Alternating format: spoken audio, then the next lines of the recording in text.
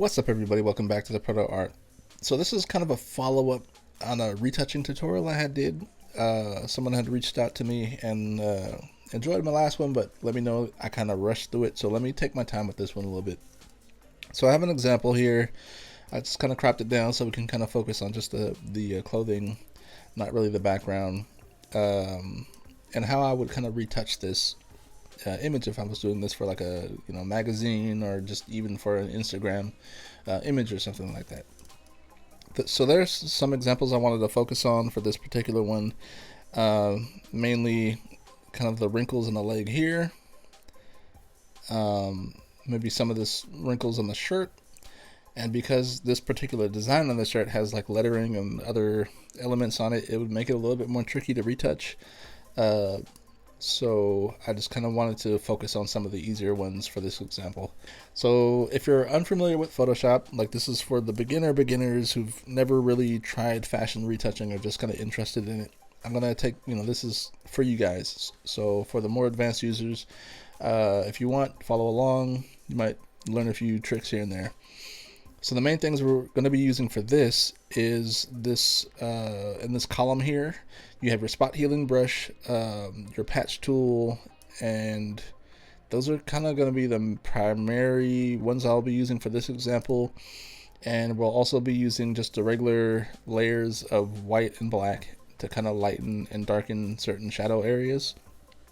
You can get more, intricate with it using like what's it called, lasso tools and pen tools to kind of make specific selections. We might cover that too, but for this, let's just dive into it. So if you're unfamiliar with Photoshop, here you go. So we're going to make a copy of this. If you're using a Mac, I forget the commands for PC, but you can look those up. First, you're going to make a duplicate of this image itself by hitting Command J, and that's going to make a copy of this background image, or for your example, your image that you're using. It's just to work non-destructively, meaning if you do need to make any corrections or go back to the original, you have that on file. Since I have a copy, it doesn't really matter with that. First thing I'm going to do is zoom in, and I want to get rid of this highlight because it's pulling my eye away from the image itself, the t-shirt and stuff. So what we're going to use for this is probably the spot healing tool, and this doesn't always work like the first time, and it's not always super accurate, so you may end up using like your clone stamp tool for this. We'll see.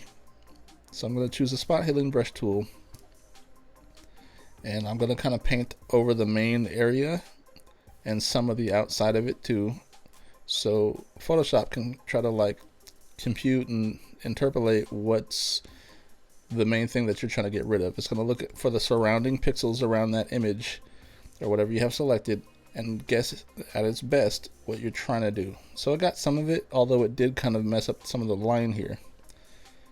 So let me try that again, and if this doesn't work, we'll end up using the clone stamp tool. So I'm going to make my selection. So it did an okay job, and it's not bad, it's not the greatest, but what you can also do is using the clone stamp tool, which is this little stamp button right here. If I long press it, it'll show you have an option of pattern stamp tool or clone stamp tool. We're going to choose clone stamp tool.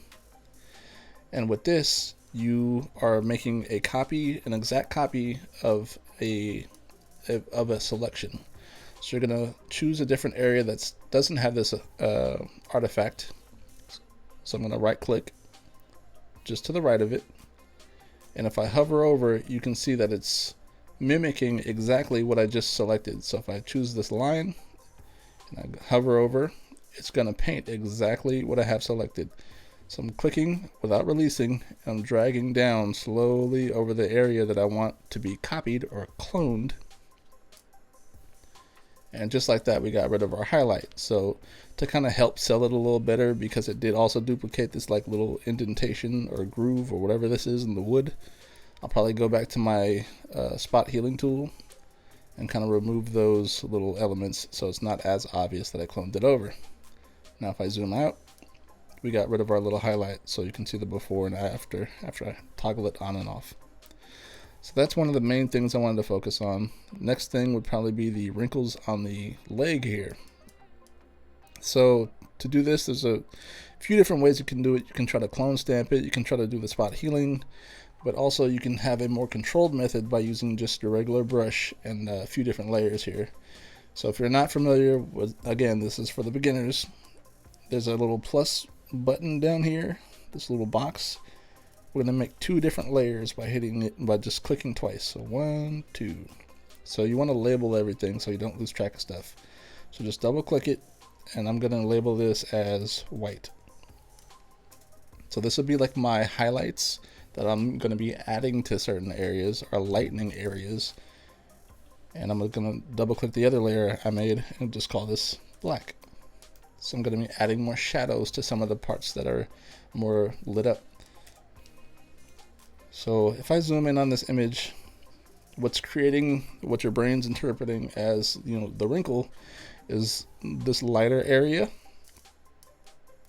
Get the little lasso tool. So right here, see if you can see, this is lighter than what this area is, correct? And what the shadow portion is, this is darker than your background area, right? So what we're gonna try to do is kind of balance that out so it's not as obvious. So for the highlights, we're gonna darken that up on our little black layer. And if you don't have this window open, you can go to Window and choose Color. I'm going to drag this little cursor down to the bottom left corner. So it's going to make it as black as it could be. And over where it's lighter, where we understand where it's lighter in this area, we're going to paint over this area. So that's why we have a brand new layer. So I have my flow all the way set to 100, meaning doesn't matter how hard or soft I press if I had a tablet or just the mouse on the trackpad. It's going to paint the full amount. Now, that's why I have my opacity set so low. So it's going to paint the full amount at only 10%. So I can gradually, sorry, I'm burping. I was drinking this little bubbly kombucha drink here. But we're going to have our opacity set to 10% so I can kind of gradually add different layers to this. And the goal is just to kind of match the background. So if you see, I'm going to just kind of paint over with a soft brush, so it kind of helps blend it a lot more. And the size is going to be relatively large, but I don't want it too big where it goes over the background. So I'm basically wanting to darken up this highlighted area so it kind of matches the background a lot better. And it doesn't make this wrinkle as obvious. I'm just kind of painting over gradually. Mind you, like I told you, it's the maximum flow, but only 10% at a time. You can make it a little larger if you want to. I just like having the full amount of control over this. So here we go. So it looks pretty good. A few more strokes. I'd probably go to, if you wanted to increase it, maybe like 15% or something. You don't want to go overboard. You want it to keep it where it's controlled enough for you, and you can, well, yeah, you can control it as you can control it as at its full extent. I'm getting tongue-tied. Okay, so with the same premise in mind, you want to do that for the highlights, or sorry, for the shadows. So that's why we have our other layer. We called it white. So again, with our little cursor, we're selecting the white, going to the top left corner this time, and having our brush relatively low. We're going to aim for the shadow area. Don't want to zoom in too far. Another thing we're going to want to do for this is change the blend mode for the whites. So we're going to have this go to like overlay or soft light. It really depends on your image, so you're going to have to play around with which one looks better to your eye. So I'm just going to kind of paint. Again, we're lightening this area. I might bring up the opacity a little bit more. And let's try this on overlay. So I kind of like it on overlay a little bit better. So I'm just painting over this shadow area. And the goal is to kind of match the dark background to your base tone, your mid-tone here, right? So if this is highlights and these are shadows, this would be your mid-tone. So I'm trying to lighten that up. And it's going to have a shadow, just because of how she's sitting. Let me zoom out again. If I toggle that on and off, you can see it's slowly getting lighter.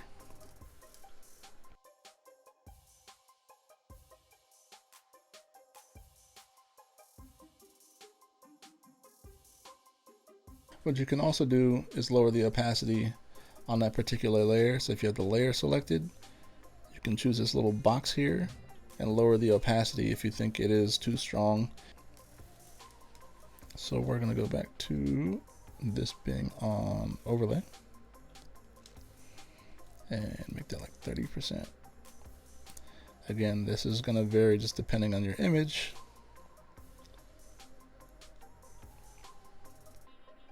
So I may speed up this part so I don't bore you to death. So again, that's one way to kind of do it, to kind of reduce. So if I group these together by selecting one of them, holding down Shift, selecting the other. If I hit Command G is the shortcut. Oops. Try that again. So I kind of reduced it. But another way, obviously, you can do is selecting that layer we were working on before. And with the spot healing tool, we can try to do it this way. But again, it may not get it. That one wasn't too bad. It is leaving some artifacts. That's why it's kind of hit or miss depending on what your source image is, and this isn't working for that example. So let's try doing the patch tool, which is similar to the spot healing tool, where I select an area. Oops. Whoa. Oh no. Alright, let's not try that one then. Photoshop is being a little buggy with me right now because I'm running too many things. So I'm going to try the clone stamp tool for this example. Clone a different part of her leg. So that seems to work a lot better. So I think we're going to use that instead. Oops. So again, I'm going to clone little bits at a time here.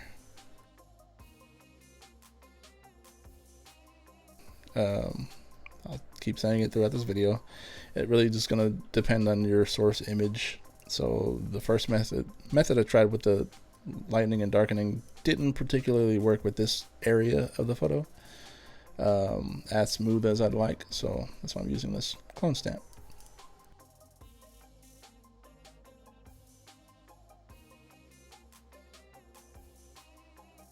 Yeah, so for this, I think we'll just paint in that area. So if I zoom out, so I don't want to clone stamp the same area too much because it does leave artifacts that are like more noticeable than you realize. So it helps to kind of zoom out from time to time just to look at what you're doing. Okay. So I'm going to toggle the old and the original version. Alright, so now if I toggle that on and off, you can see the before and after. Bring the opacity back up. So we have already eliminated quite a bit of the wrinkle. So I do want to lighten up this bottom part of the leg here. So I'll make the brush pretty large. And I mean, we don't want to eliminate the shadow completely because then it just looks kind of crazy.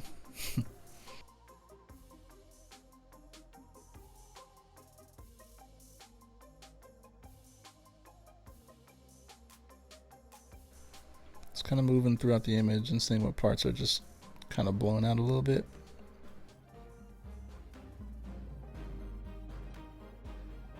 So we have to go back over to our clone stamp. Keep the brush pretty small.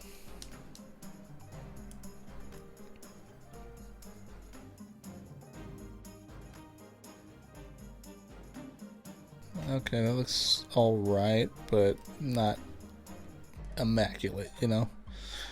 But already we made quite an improvement on the wrinkles on the fabric here.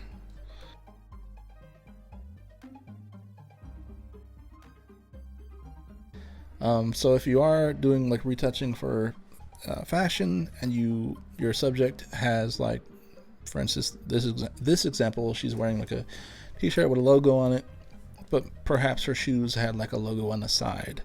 That's where you'd also want to use like clone stamping or spot healing to kind of remove any other logos that you don't want to promote or show.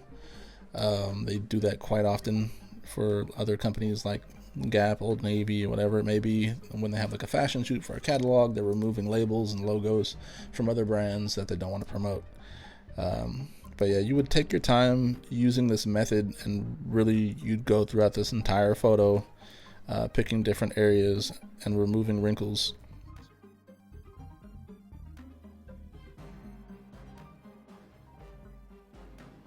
Notice if you ever look at like on any magazine or website you're trying to purchase items from, they don't really have wrinkles in the clothes, and this is what they're doing. Like, it takes time. They do have presets that they use. I've interned and worked at a few of these companies before, and they do have like presets that they use that kind of automate eliminating some of these like little dust particles and scratches, but it doesn't work 100%, and when it doesn't, you do have to do this. And the volume, I don't think people realize how much needs to be done and how quickly. So you're given easily a folder with maybe 200 or 300 images that you're expected to complete, with all this detail within, a regular workday, if not more. And because I wanted to do like retouching for a living for a little bit there, until I saw the sheer misery of people working there. No one looked happy. It just looked like a really stressful gig, especially when there's like issues with maybe like the images that they gave you weren't the best, so you had to do a lot more work than it should have been to fix them up. Because if your source image kind of sucks, it's going to make the rest of your experience kind of a headache. And that's kind of what happened when I was working there at one of these little companies. So yeah, you spent a lot more time than you wanted doing like just the cleanup work. So here we go. So I'm probably going to use the spot healing for this example. Let's see what happens. I want to see if it's going to get rid of these bigger chunks. And that looks a little crazy, so we're going to undo that. Let's try the clone stamp. And when you're clone stamping, of course, not only do you want to pick an area that's kind of similar, but for this example, I can see a pattern going here, so I want to see something that matches that same direction.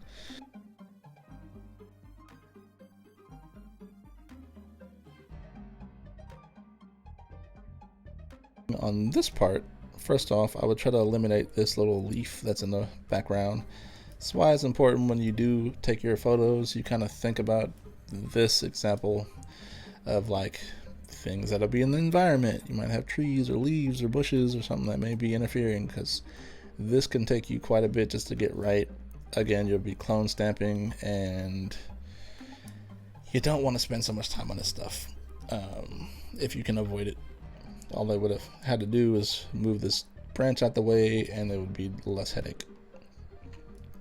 So for this, again, I'd probably go back to clone stamping, because I don't think spot healing is going to get this. We'll try. I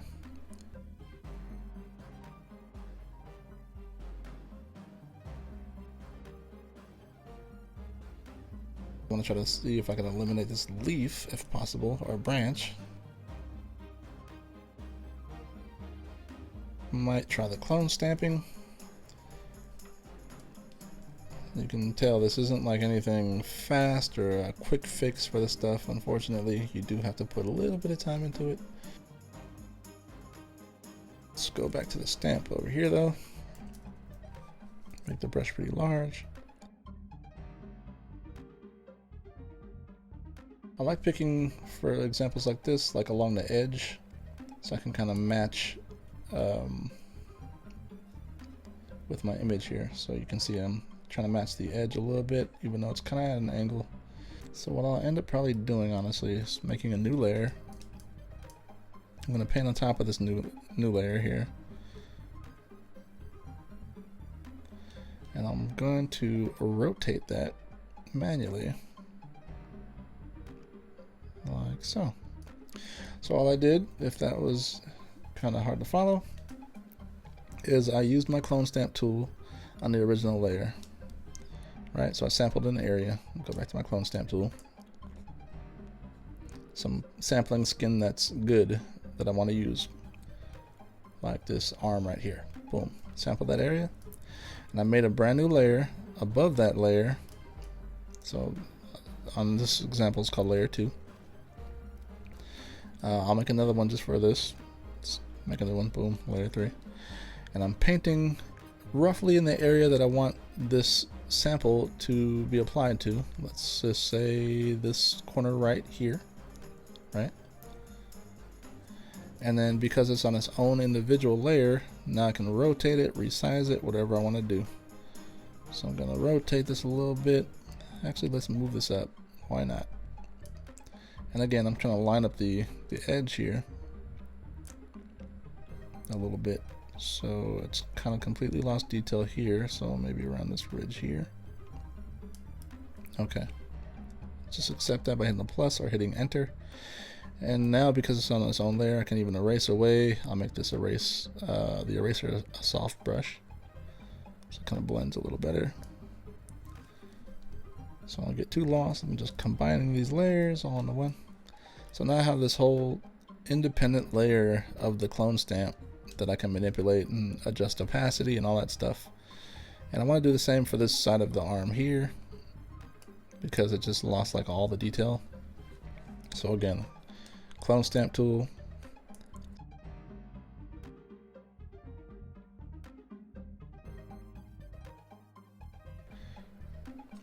if you need to, you can press this little button here and it allows you to warp your image. It creates these different points.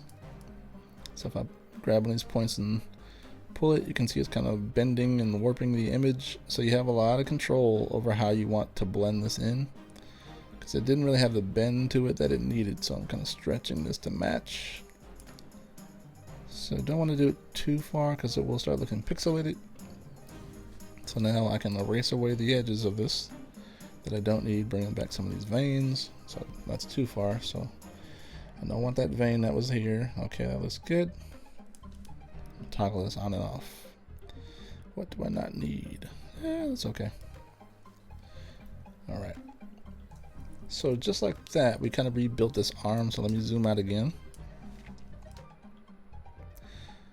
So we can see the before and after. That was the original arm.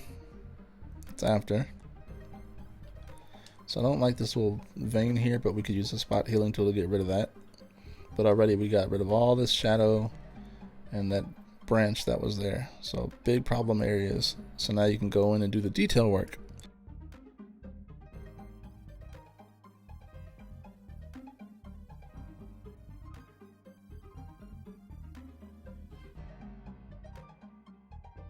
For this example, I'll make another copy of this group. I'm gonna go and use the Liquify tool. So that's, I'm gonna be under your filters and Liquify.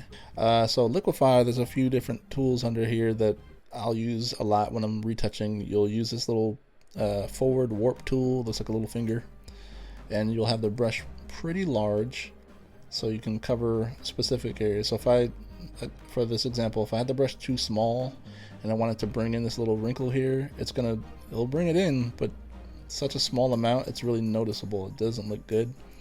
But if I have my brush really large and I kind of do the same thing, all I'm doing is I'm hitting the right bracket to make the brush larger.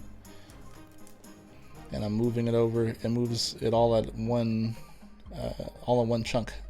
So let me hide the background. So it makes it a little less obvious what you're doing. So you'll see people do that for like the waists, often around the neck area, arms if they're like making stuff more thin, or you know, bringing out chest area, whatever it may be. It's done really, really often. Use that. I'll use the pinch tool, or the bloat tool, or they call it the pucker tool, sorry. So pucker, it just literally brings in all the pixels from an area, and I'll just tap around a few different areas with the large brush So around like the waist, if you're retouching fashion, they'll do this really often with women. They want like slim waist, so they'll tuck in the waist, and then you'll use the bloat tool to accentuate certain parts of the body. That's just the reality of it. So a larger bust, or like the hips, thighs, and it really varies honestly depending on the type of fashion that you're doing. If it's a streetwear fashion or if it's like high-end fashion, they retouch it differently. That's just the harsh reality of it. I don't know any other way to phrase it.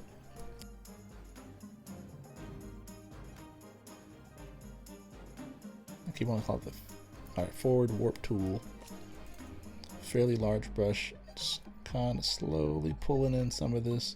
I don't want to do it too much because it's going to affect that arm too. So kind of have to go back to the little pucker tool.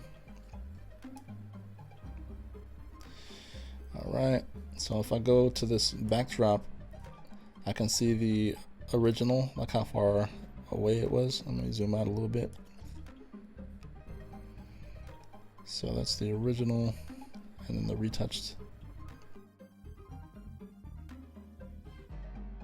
We're going to want to bring this waist in a little bit here in this area.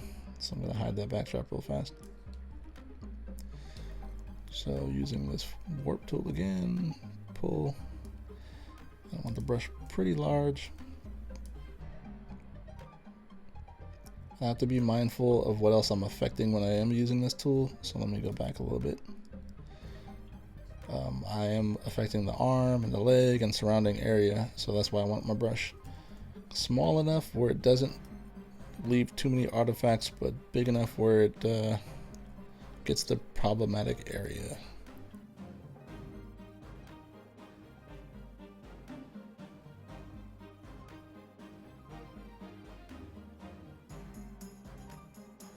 So before, after.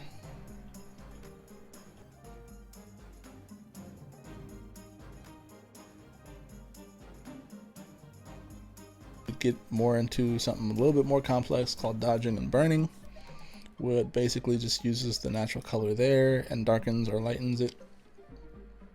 I guess I can show you a quick example of that. Where is this under here? So this little lollipop looking icon, it's a dodge and burn. So dodge basically makes it brighter, burning makes it darker.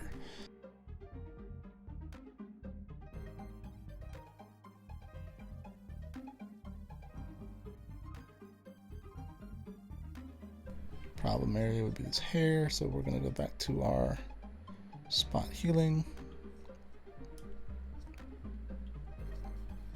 So I'm going to combine this stuff here. Spot healing tool. Kind of get rid of some of these little flyaway hairs. If you have a hair brush, for example, I'll see if I can pull this up now. If you want it to like fill in some of the hair, there's hair brushes you can find online for free.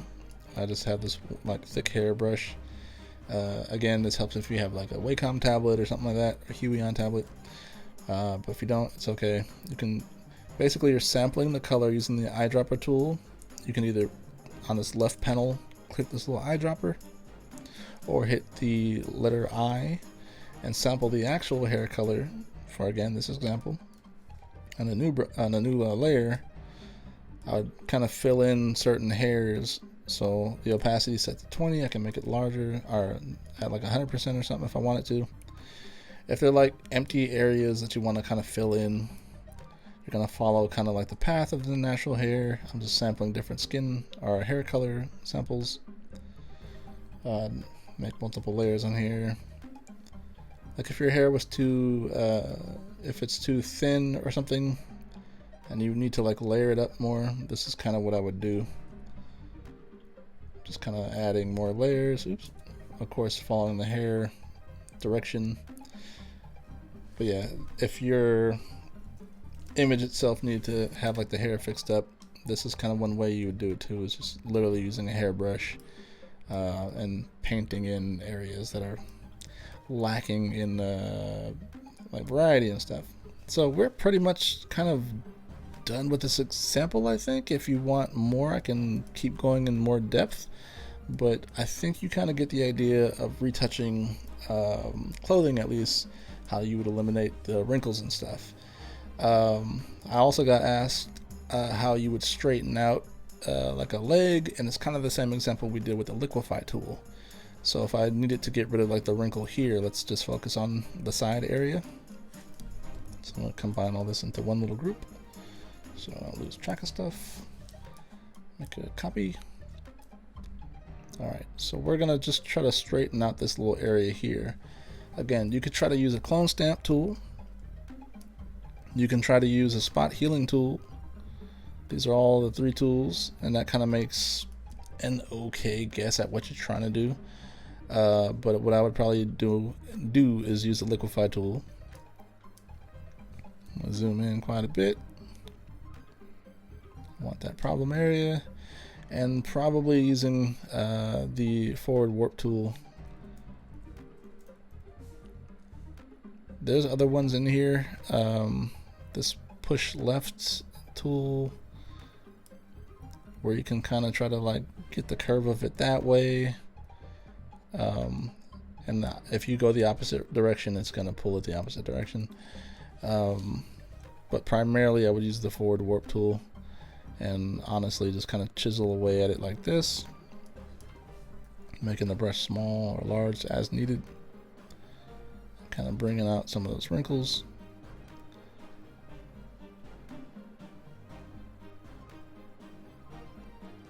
Alright, so we're kind of getting a straight shape there. Looks better. We'll worry about the arm and stuff afterwards, but we'll say okay. But like that, you can kind of smooth out some of those wrinkles. And because we have all kinds of pixelation going on with this arm, that's where I would use my eraser tool with a very soft eraser, small brush. And I'm kind of blending it back in a little bit, but I have to be careful how far I'm going. What you can also use is something called a mask. If you're not familiar with what masks are, they kind of do erasing without actually erasing anything. They hide a layer or reveal it. So to create a mask, you just hit this little box with a circle in the middle, and you'll notice this brand new square pops up. So white is going to show the image and black is going to hide the image. So right now, if I wanted to hide, you know, this layer that has the pixelation happening on the arm I don't want, I'm going to have to make sure that my brush is set to black and the mask is set to white. So right now it's showing everything. I can invert it by hitting Command I. It's going to invert it or hide it. So with this mask selected, I'm going to make my brush a soft brush, and I can paint away the parts I don't want. But if I go too far, but it's not gone forever because we didn't erase it. All I have to do is switch my color to white, and I can bring back the mask.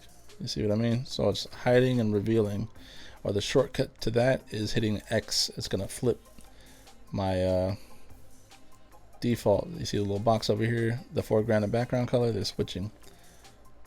So white will reveal everything and black is gonna hide everything. So I'm just gonna kind of paint away just enough. Let me zoom in a little bit more. So right now it's okay. I just want to paint back in the skin, the natural skin. I have to lower my brush size a little bit more without bringing back the artifacts. So, okay, I think that's as far as it will go. But like that, we kind of eliminated the side wrinkle. But just take that concept and apply it to like anything you're doing. So if you're trying to work on pants, t-shirts, hoodies, whatever it is, that's one way to do it. I'd probably work on this side too. Same deal. I'd go back into selecting my layer. So you want to make sure you have your layer selected, not the mask. Go into Liquify. And I'll do the same thing to the opposite side. So I'll zoom in a little bit.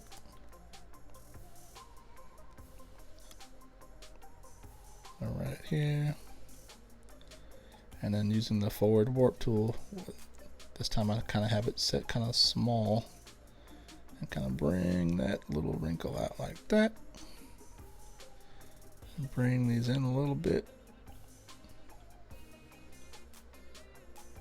There you go, kind of smoothing out the edge there.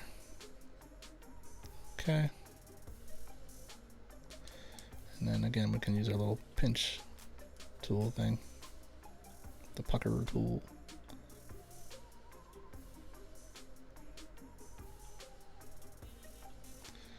And I'll probably have to bring that arm back a little bit. There we go. So it's reduced quite a bit, but there we go. It's a before and after of a very quick retouch. You would take a lot more time than I did, which is why you kind of want to analyze your photo first, see the main problematic areas, and kind of make a plan. Okay, well, hopefully that was a little bit more helpful. If you have any other questions, feel free to ask away. You can reach me on Instagram, Twitter, my little Facebook page there. Check out a bunch of free brushes I have for Procreate available right now. There's like over 100 of them if you're kind of new to that program. But I wanted to focus this one on fashion retouching a little bit more in depth, more of a beginner level stuff. If you're still kind of getting used to what the tools do and how to use them. But yeah. So again, every one of your photos are going to be unique, and your approach is going to be slightly different. You may need more warping, you may need more cloning. It just varies depending on what it is. So with that being said, be sure to like, subscribe, and I'll talk to you all soon, man. Be safe out there.